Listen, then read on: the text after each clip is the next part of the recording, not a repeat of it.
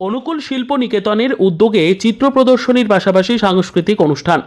21শে মে বুধবার সন্ধ্যায় বালুরঘাট নাট্য মন্দিরে অনুকূল শিল্প নিকেতনের অধ্যক্ষ সনাতন দাসের পরিচালনায় ও ব্যবস্থাপনায় প্রতি বছরের মতো এবছরেও চিত্র প্রদর্শনীর পাশাপাশি সাংস্কৃতিক অনুষ্ঠানের আয়োজন করা হয়। অনুষ্ঠানে শহরের বিশিষ্ট ব্যক্তিদের পাশাপাশি বহু সংস্কৃতি মনস্ক মানুষজন উপস্থিত ছিলেন। সংস্থার শিক্ষার্থীদের পাশাপাশি স্থানীয় শিল্পীরা নাচ গান ও আবৃত্তি পরিবেশন করে অনুষ্ঠানকে আলোকিত করে তোলে।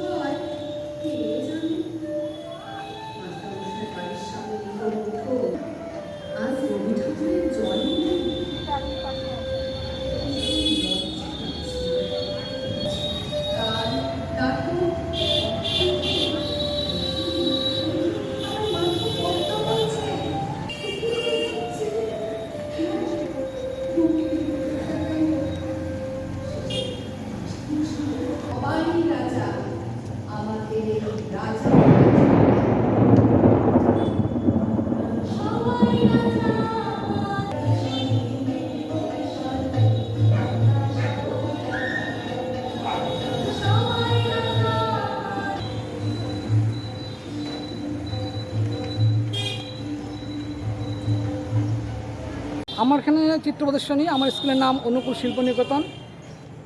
আমার নাম সনাতন দাস।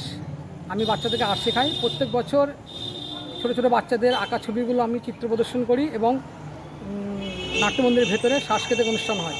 অনুষ্ঠানের শেষে প্রত্যেকটা বাচ্চাকে আমরা একটা করে শারীরিক সম্মান দিই এবং পোলো কোম্পানি থেকে এদের জন্য সার্টিফিকেট পাঠাই। সেই সার্টিফিকেটগুলো আমরা প্রদান করে থাকি।